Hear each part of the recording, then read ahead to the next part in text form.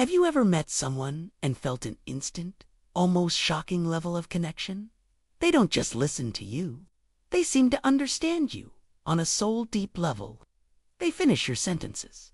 They mirror your deepest emotions, your quietest fears, and your most secret hopes so perfectly it feels like you finally, after a lifetime of being misunderstood, found someone who truly gets you. The relief is intoxicating. It feels like coming home. But what if that profound connection isn't for your comfort, but for their control? What if their seemingly psychic ability to understand you isn't a bridge to build intimacy, but a tool to map your vulnerabilities? What if your greatest strength, your empathy, your compassion, your willingness to see the good in people, is being systematically turned into a weapon against you? This isn't a hypothetical. It's the chilling reality of a personality profile that psychology is just beginning to unpack. The dark empath. For years, we've been taught that those who hurt us lack empathy. But the dark empath is far more dangerous because they have a specific type of empathy and use it with calculated precision to dismantle your sense of self. Today, we're pulling back the curtain on this hidden form of manipulation. We'll define what a dark empath truly is, and then we'll break down, step by step, the 7 primary ways they weaponize your compassion, turning your own kindness into the very tool of your oppression. What is a dark empath? The predator in plain sight. Before we can unmask the tactics, we need to understand the predator. The term dark empath sounds like a contradiction, right? Like frozen fire or silent thunder. We associate empathy with warmth and kindness. So how can it be dark? The key is understanding that there are different kinds of empathy. First, there's affective empathy. This is what most of us think of as empathy. You see someone cry, and you feel a pang of sadness in your own chest. You feel with them. It's the glue of human connection. Then there's cognitive empathy. This is the ability to understand, on a purely intellectual level, what another person is feeling and why. It's reading body language, tone, and social cues to build an accurate mental model of someone's emotional state. You can know someone is sad without feeling sad yourself.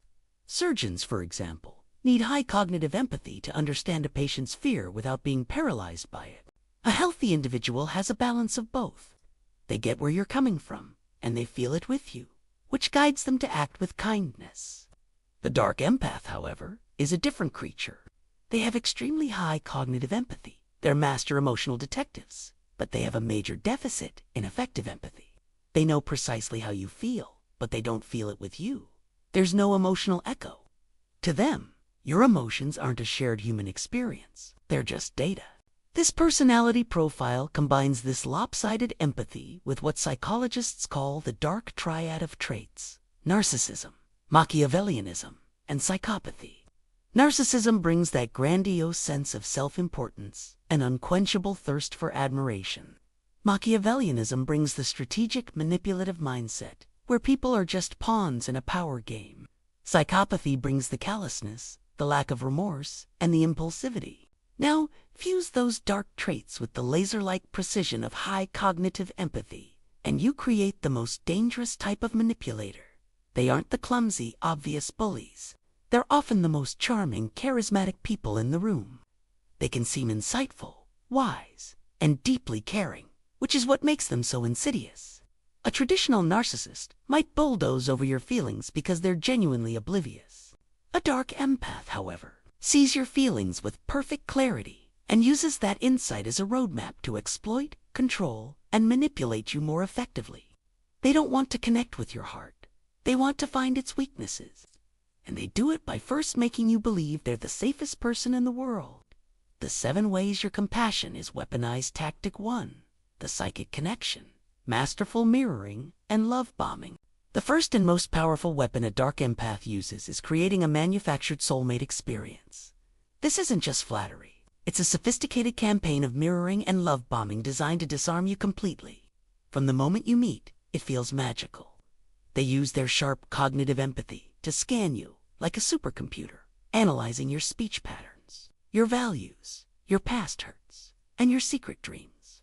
Then, they meticulously craft a persona that is your perfect match. They become a mirror, reflecting an ideal partner or friend you've always longed for. Do you love some niche, obscure band. Suddenly, it was the soundtrack of their youth. Passionate about social justice, they'll speak with fiery conviction about the very same causes. Did you suffer a specific childhood wound? They'll share a hauntingly similar story, creating an immediate, powerful bond. This isn't a coincidence. It's a script, and you're the unwitting co-star. This intense mirroring quickly evolves into love bombing. And this isn't just a few compliments. It's a tsunami of affection and adoration. You're showered with praise. You're the most intelligent person I've ever met. I've never felt a connection like this. You've changed my world. They're in constant contact, flooding you with texts, calls, and gifts. They make you the center of their universe, creating a whirlwind romance or an instant, inseparable friendship. Your compassionate nature is defenseless against this. Why? Because it feels like the ultimate validation. For anyone who has ever felt overlooked or misunderstood, this level of focused attention is like water in a desert. You think, finally, someone sees the real me. In reality, they see a version of you they can use, and they're making sure you get addicted to their validation. This serves a critical purpose. It creates profound emotional dependency. It makes you trust them implicitly and lower all your defenses. They're establishing a baseline of perfection that they'll use later. When the red flags eventually appear, your compassionate mind will fight to dismiss them. You'll think back to this intoxicating phase and tell yourself, but they're so wonderful. This has to be a misunderstanding. The person I love will be back. You become a willing apologist for their actions because they so effectively sold you on a reality that never existed. You're not in love with them. You're in love with the custom-built reflection of yourself they showed you. Tactic 2. The compassion trap, engineering pity, and playing the victim once the dark empath has you hooked. They deploy their next weapon, the compassion trap. They know you're a caring person whose instinct is to help and to heal, and they exploit that relentlessly by masterfully playing the victim. Suddenly, the perfect person from the beginning reveals a deep well of suffering. They'll strategically share stories of a brutal childhood, a string of crazy exes, a world that has consistently mistreated them. Their cognitive empathy lets them craft these narratives with heartbreaking detail, pushing the exact buttons to trigger your sympathy. They present themselves as a beautiful, broken soul, and your compassion tells you that you're the one who can finally heal them. This is devastatingly effective. First, it reframes the whole relationship. You're no longer equal partners. You are now their caretaker. Their needs become the central focus. Your problems get minimized because, compared to their epic suffering, yours seem trivial. Second, it gives them a get-out-of-jail-free card for all future bad behavior. When they lie or treat you poorly, it's not their fault, it's their trauma. It's a defense mechanism. Your compassion is used to make you excuse the inexcusable. If you try to hold them accountable, you're accused of being cruel or unsupportive. They'll say things like, "I thought you of all people would understand what I've been through," or "I'm trying to be better, but my past makes it so hard. I just need you to be patient." You end up walking on eggshells, terrified of triggering their pain, when you're really just asking for basic respect. Imagine you find out they've been lying. A healthy response is to feel hurt and demand honesty. But the dark empath preempts this. Before you can even process the lie, they're spiraling into a performance of despair. "I'm so sorry," they might say, with tears welling up. "I know I shouldn't have lied. It's just ...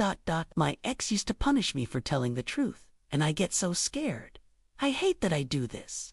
I'm just so broken." Instantly, the focus shifts. It's no longer about their lie. It's about their pain. Your anger dissolves into pity. You end up consoling the very person who hurt you. This is the compassion trap. They've used a story of victimhood to evade all responsibility, leaving you to manage both your pain and their supposed suffering. Your empathy becomes the cage that keeps you there, hoping your love will be enough to fix them. Tactic 3. The slow poison gaslighting and reality erosion. Gaslighting is a famous manipulation tactic, but a dark empath turns it into psychological artistry. With their high cognitive empathy, they don't just deny your reality, they dismantle it with surgical precision, using their intimate knowledge of your mind against you. They are masters of making you doubt your own perceptions, your memory, and your sanity. A typical manipulator might just say, "That never happened." A dark empath's gaslighting is far more subtle. It's woven into everyday conversation, designed to slowly erode your confidence. They target the specific insecurities they carefully cataloged during the love bombing phase. They'll use phrases that sound reasonable, but are designed to invalidate your feelings. For instance, after a cutting remark, you get upset. They won't just say it was a joke. They'll say, "Wow, you're incredibly sensitive about that, aren't you? I guess I have to be more careful around you." This cleverly shifts the blame. The problem isn't their cruelty, it's your oversensitivity. Your compassionate nature kicks in, and you wonder, am I being too sensitive? Maybe I overreacted. Another common move is to question your memory. Let's say you bring up a promise they broke. They won't just deny it. They'll say something like, "I think you're misremembering. We talked about it, but we never agreed to that. You've been so stressed lately. Maybe your memory is a bit foggy." It's not just an argument. It's an attack on your competence. They're planting a seed of doubt that you can't trust your own mind. Over time, this constant assault has a devastating effect. You start to live in a state of perpetual confusion. You second-guess every feeling and every memory. The world feels like quicksand. You lose trust in your own internal compass. This is where your compassion becomes a cruel weapon against you. As your reality fractures, you become more dependent on the dark empath to define it for you. They become your anchor in the storm they created. You start to believe their version of events because yours seems so unreliable. You might even see yourself as the problem, emotionally unstable or irrational. Your compassion leads you to try and fix yourself for their sake, apologizing for things you didn't do. The dark empath has successfully turned you against your own mind, and your desire to be a good, understanding person is what keeps you from seeing the exit. Tactic 4. The velvet-gloved insult. Malicious humor and sarcasm humor can be a tool for connection, but in the hands of a dark empath, it becomes a scalpel. They master malicious humor and cutting sarcasm, using them to belittle you under the guise of just joking. It's one of their favorite tactics because it's so hard to confront. Here's how it works. The dark empath uses their cognitive empathy to pinpoint your deepest insecurities about your intelligence, your appearance, your job. Then, they wrap an insult targeting that exact insecurity in a witty remark. It's a velvet-gloved insult.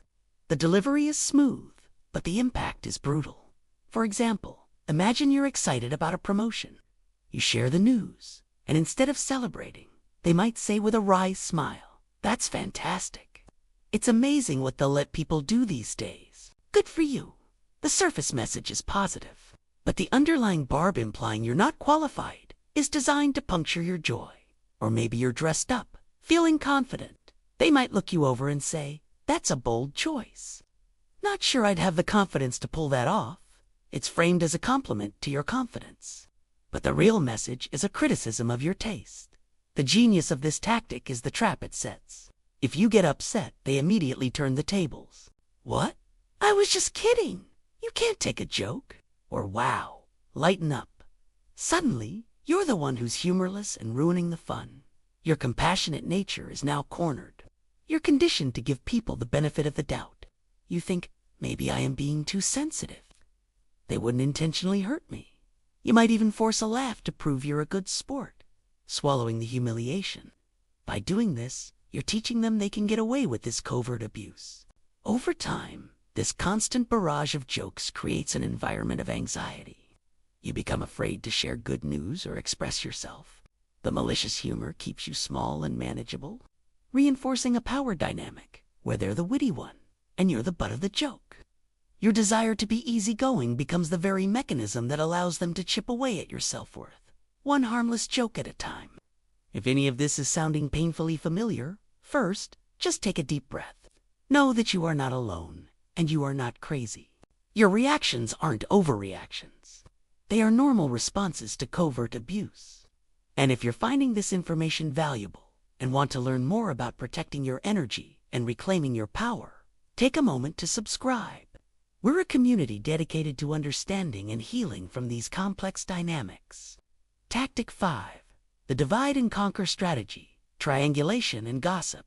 A dark empath knows that an isolated person is an easier person to control. So they employ a divide and conquer strategy, using triangulation and gossip to manipulate your social circle and make you feel utterly alone. Triangulation is bringing a third person into a conflict to create insecurity and jealousy. They'll constantly compare you to others in a way that makes you feel inadequate. For instance, my ex never had a problem when I wanted a night out with my friends, a statement designed to make you feel controlling. Or at work, interesting you're struggling with this. When Sarah did it, she finished in half the time. They also use it to validate their own bad behavior. If you confront them, they'll claim an outside ally agrees with them. I was actually talking to Mark, and he said he completely gets where I'm coming from. He thinks you're being a little emotional too. Whether this conversation ever happened is irrelevant. The goal is to make you feel like your perception is outnumbered and invalid. Gossip is the other side of this. The secrets you shared in confidence are now weaponized. They'll share this private information with others, but under the guise of concern. They might say to a mutual friend, "I'm so worried about her. She's been so anxious and insecure lately. I'm just trying my best to support her." They paint themselves as the long-suffering partner, while painting you as unstable. This not only damages your reputation, but also discredits you if you ever try to speak out. Who would believe the unstable person over the caring one? Your compassion is exploited because you value harmony. When they manufacture conflict, your instinct might be to be the peacemaker, not realizing they engineered the whole thing. They might tell you your best friend said something critical, then tell your friend you've been distant. They sit back and watch as you and your friend grow apart, leaving you with one less person in your support system. The end goal is to isolate you, ensuring their voice is the only one you hear and trust. Tactic 6. The empathy switch. Selective kindness and devaluation, perhaps. The most soul-crushing tactic is their ability to turn their empathy on and off like a light switch. This creates a dizzying cycle of idealization and devaluation that leaves you in a constant state of emotional whiplash, forever chasing the good version of them. When it serves them, the empathy is on. They are the most attentive, supportive person you know. If you're grieving a loss, they appear to be a pillar of strength. This is their public face and the version they use to reel you back in. But once they feel you're secured, or you do something that threatens their sense of control, the switch flips. The empathy is off. Suddenly, that warm person is replaced by a cold, dismissive stranger. Your feelings are no longer understood. They're an annoyance. The same vulnerability they once praised is now mocked as weakness. This is the devaluation phase. This hot and cold behavior is a calculated tool. It creates a dynamic of intermittent reinforcement, one of the most powerful drivers of addiction. You get just enough of the good person to keep you hooked and give you hope. You experience the profound pain of their coldness, followed by the intense relief when they switch their empathy back on. Your compassionate mind struggles to make sense of these two people. You can't reconcile the person who held you while you cried with the person who now looks at you with contempt. Your brain, seeking a logical explanation, often lands on the most painful one. It must be my fault. You start asking, what did I do to make them act this way? How can I get the good version back? You exhaust yourself trying to be perfect, hoping to earn back the warmth they once gave you so freely. You live for the on moments and blame yourself for the off ones. This is the ultimate manipulation of your compassionate nature. You believe in the good person you saw at the beginning, and you believe your love can bring them back. The dark empath knows this. They feed you crumbs of affection to keep you starving for the feast they served you in the beginning. Your hope becomes the chains that bind you to the cycle. Tactic 7. The final test. The masterful apology and exploiting your forgiveness, the final, most cruel weapon, comes at the breaking point when you've finally had enough and try to leave. This is when they unleash their ultimate performance, the masterful, Oscar-worthy apology. Because of their deep cognitive understanding of you, they know exactly what you need to hear. They will use this knowledge to craft an apology so seemingly sincere and self-aware that it feels almost impossible to resist. They won't just say, "I'm sorry." They'll deliver a monologue, echoing your own words back to you. They might say, "You were right. I have been distant. I see now how I used my words to hurt you. And it's because I'm afraid of how much I care. I'm broken, and I've been taking it out on the one person who has ever truly been there for me." They'll cry. They'll appear vulnerable and full of remorse. They'll promise to change, to go to therapy, to do the work. It's a perfectly articulated explanation that makes just enough sense to be believable. This is a direct assault on your compassionate core. Your instinct is to forgive. You believe in second chances. It feels like the breakthrough you've been waiting for the moment they finally see the pain they've caused. But for the dark empath, this apology isn't repentance. It's a retention tactic. They aren't sorry for what they did. They're sorry they got caught and are about to lose control. Their performance is fueled by a desperate need to maintain their source of supply, not genuine remorse. And if you accept this apology, the change will be temporary. They might revert to love bombing for a short while, but once you're secure again, the old behaviors will creep back in, often worse than before. Each time you forgive them, a piece of you erodes. You lose trust in your own judgment. Your capacity for forgiveness, a beautiful quality, is turned into a recurring instrument of your own suffering. They use your hope for a better future as bait to keep you trapped in an unchanging, painful present. Section 3. How to protect your compassion. Building your defenses, understanding these tactics is the first step. But knowledge isn't enough. You have to build defenses to protect your compassion. This isn't about becoming cold or cynical. It's about becoming wiser and a fierce guardian of your own well-being. First, trust your instincts. That gut feeling is your most reliable first alert. In the early stages, things often feel too good to be true. You might feel a subtle unease, even amidst the love bombing. Don't dismiss these feelings. Your compassionate mind will try to rationalize them away. Don't let it. Your intuition is picking up on the disconnect between their mask and their true nature. Honor that feeling. Second, build and enforce ironclad boundaries. Boundaries are not walls. They are rules that teach people how to treat you. With a manipulator, they must be crystal clear and rigorously enforced. A boundary isn't, "I wish you wouldn't joke like that."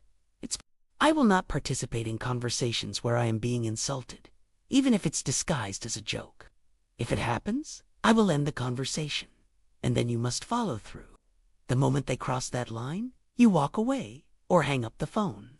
Consistency is the only language a manipulator understands. Third, practice observing, not absorbing. As an empath, your tendency is to absorb the emotions of others. You must learn to step back and become an observer of patterns. Don't just listen to their words. Watch their actions. Do they match their promises? Do they show kindness only to you, or also to the waiter, the cashier, and people they have nothing to gain from? Patterns don't lie. Fourth, go on an information diet. Your vulnerabilities are not connection points for a dark empath. They're ammunition. Be cautious about sharing your deepest fears and traumas too quickly. True intimacy is built slowly. A dark empath tries to fast-track this process to get you to open up. Resist. Make people earn the right to hear your story. Finally, seek external validation. Isolation is the dark empath's playground. You must break it. Talk to trusted friends, family, or a therapist who understands narcissistic abuse. Explaining the dynamic to an outsider can break the spell of gaslighting and validate that what you're experiencing is real. A support system reminds you of what healthy interaction feels like and gives you the strength to leave for good. The journey of understanding dark empathy is tough.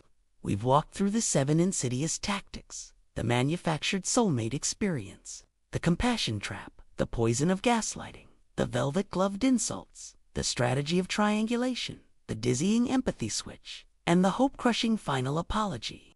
If you recognized your own experiences in this, please hear this. Your compassion is not the problem.